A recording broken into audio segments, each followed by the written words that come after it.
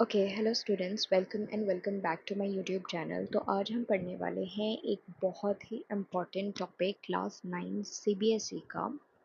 According to your new syllabus biology का first chapter है हमारा सेल, और ये topic one of the most important topic है क्योंकि हर साल इसमें से एक ना एक क्वेश्चन, वो चाहे एक एमसीक्यू हो या फिर एक लॉन्ग क्वेश्चन हो, 2 to 3 मार्कर क्वेश्चन हो और या फिर 5 मार्कर क्वेश्चन इसमें से ज़रूर आते हैं।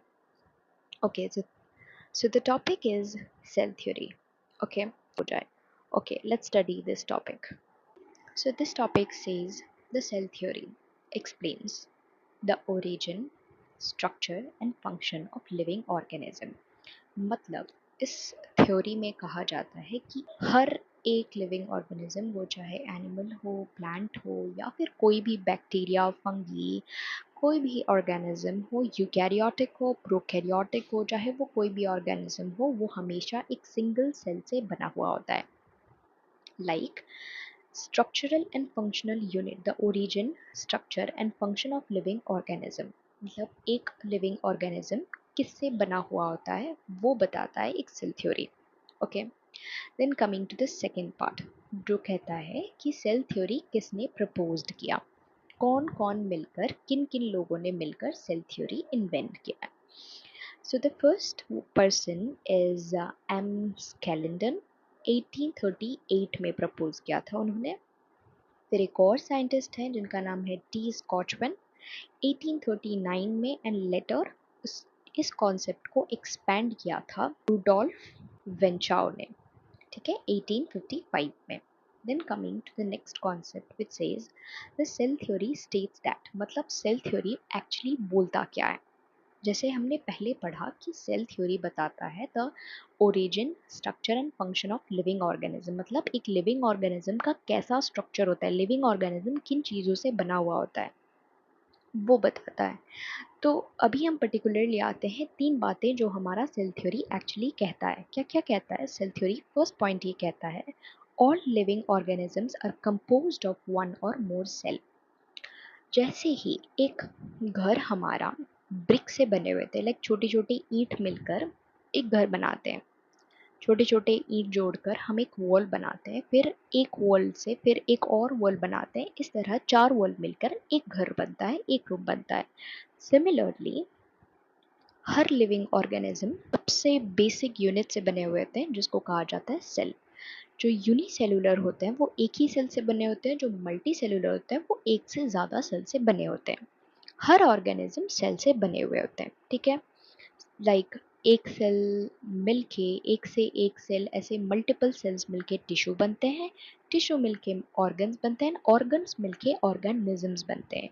तो इसीलिए सबसे बेसिक यूनिट एक ऑर्गेनिज्म में ये होता है सेल।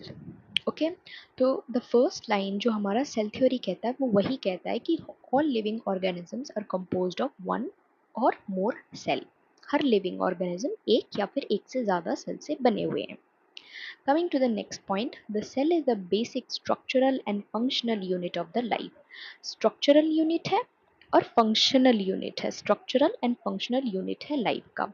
सेल हमारे एक ऑर्गेनिज्म का भी स्ट्रक्चरल, वो हमारे और एक ऑर्गेनिज्म को स्ट्रक्चर देता है, और फंक्शनल यूनिट होता है लाइफ का। Okay, all cells arise from pre existing cell. इसका मतलब है हमेशा एक पहले सेल एग्जिस्ट करता है, ठीक है, उसके बाद उसमें से सेल डिवीजन होके, पेरेंट सेल से डिवीजन होके बेबी सेल्स निकलते हैं। इसी प्रोसेस को कहा जाता है सेल डिवीजन, जिसमें से पेरेंट सेल होते हैं, वो डिवाइड होते हैं और फिर बेबी सेल्स उसमें से जनरेट होते हैं, जिसको सेल डिवीजन कहा जाता है। इसीलिए कहा जा रहा है third point, all cells arise from pre existing cell. पहले कोई सेल एग्जिस्ट कर रहे हैं, उसमें से फिर नए सेल्स, बेबी सेल्स ग्रो कर रहे हैं। ओके, सेल डिवीजन के प्रोसेस में फिर नए सेल्स जनरेट हो रहे हैं। Okay, explanation of the statements, all living things whether small, चाहे छोटी लिविंग हो, कोई भी चीज़ जो छोटी लिविंग थिंग्स हो या फिर बड़ी लिविंग थिंग्स हो, जैसे कि ह्यूमन बींग्स, हर कोई सेल से बना हुआ था। Everything is made up of cell. इसीलिए सेल को structural and functional unit of organism कहा गया है। Next point, the cell performs all essential life processes. एक सेल हमारा जितनी भी एसेंशियल लाइफ प्रोसेसेस हैं, मेटाबॉलिक एक्टिविटीज़ हैं, वो ये सब परफॉर्म करते हैं। एक ह्यूमन जो जो भी लाइक प्रोसेसेस परफॉर्म करता है, एक प्लांट जो जो प्रोसेसेस परफॉर्म करता है, एक सिंगल सेल वो सारे प्रोसेसेस परफॉर्म करते हैं। जैसे कि न्यूट्रिशन हुआ, खाना लेना होता है, रेस्पिरेशन प्रोसेस हुआ, एक्सक्रीशन खाना बाहर निकालना, जो वेस्ट प्रोडक्ट होता है उसे बाहर निकालना हो, ट्रांसपोर्टेशन हो, ये सारी फंक्शंस एक सिंगल सेल परफॉर्म करता है। Okay, coming to the next point, new cells are produced only from already existing cell by the process of cell division। जैसे कि मैंने अभी आपको पढ़ाया कि एक पेरेंट सेल होता है। Here you can see in the picture there is always a parent cell, वो डिवाइड होके सेल डिवीजन होता है और उसमें से न्यू सेल्स जनरेट होते हैं।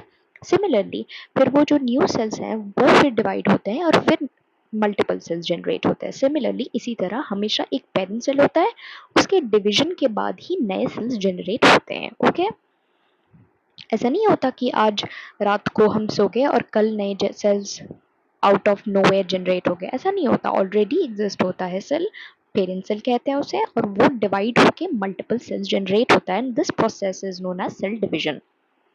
Okay, importance of cell theory. Cell theory क्यों इम्पोर्टेंट है? क्योंकि ये शो करता है the unity of all living organism। Okay, it helps in understanding the growth, repair, reproduction of living things, कि किस तरह एक living thing, कोई भी living thing हो, living organism हो, plant हो, animal हो, कुछ भी कैसे grow करते हैं, repair करते हैं, reproduce करते हैं। okay, ये सब हमें सेल थ्योरी से पता चलती है। It provides the basis for modern biology.